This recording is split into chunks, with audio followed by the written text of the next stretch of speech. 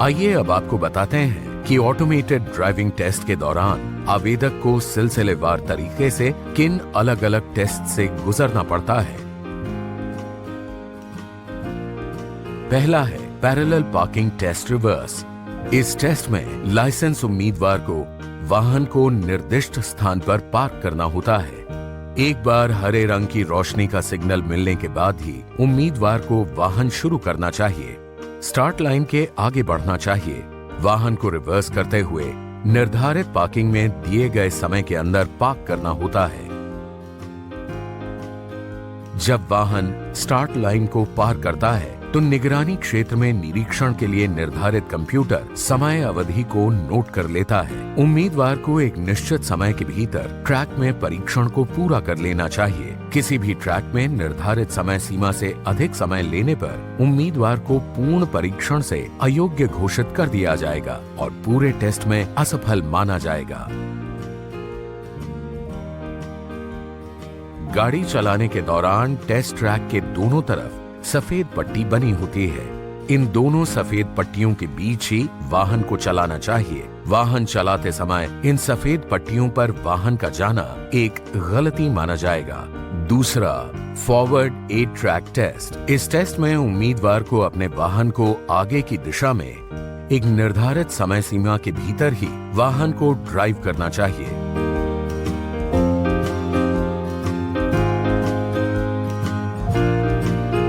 वाहन को रिवर्स अथवा पीछे की दिशा में चलाने का कोई उदाहरण भी गलती के रूप में ही देखा जाएगा।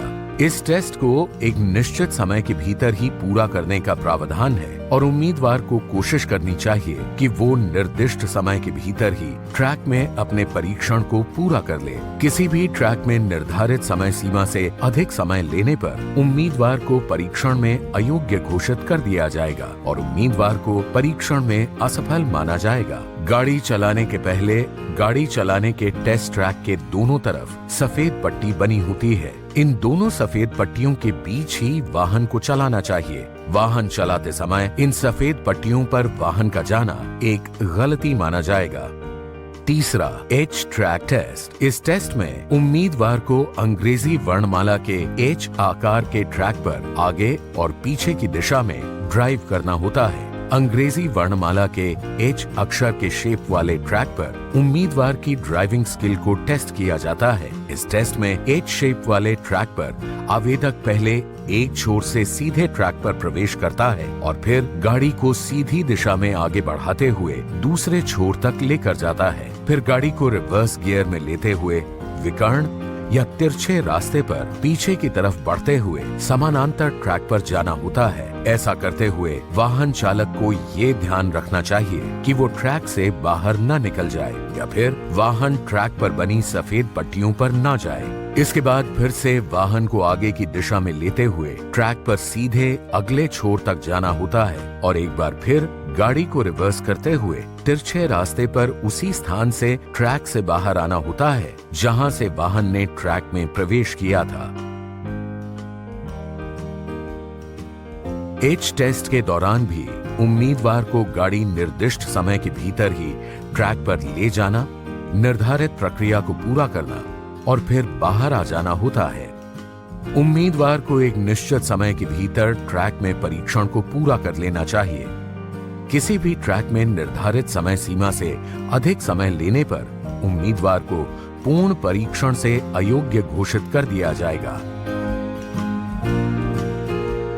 गाड़ी चलाने के दौरान एच टेस्ट ट्रैक के दोनों तरफ सफेद पट्टी बनी होती है। इन दोनों सफेद पट्टियों के बीच ही वाहन को चलाना चाहिए। वाहन चलाते समय इन सफेद पट्टियों पर वाहन का जाना एक गलती माना जाएगा।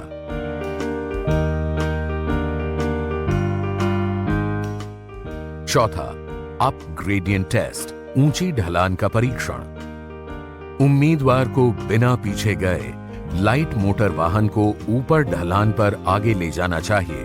वाहन को निर्धारित क्षेत्र के भीतर आगे ले जाते समय पहले से खींची गई एक रेखा पर कुछ सेकंड के लिए रोकना होता है।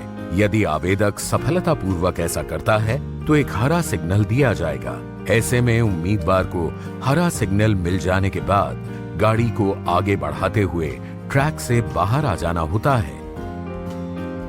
इसमें ध्यान देने की बात यह है कि यदि वाहन सही स्थिति में है तभी सिग्नल हरा होगा, अन्यथा वाहन की स्थिति गलत होने पर सिग्नल लाल हो जाएगा। जब सिग्नल हरा होता है तो उम्मीदवार को वाहन को आगे बढ़ने के लिए मैनुअल सिग्नल दिया जाएगा।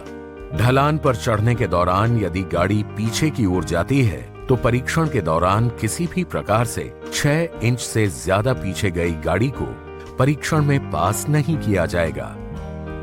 उम्मीदवार को एक निश्चित समय के भीतर ट्रैक में परीक्षण को पूरा कर लेना चाहिए।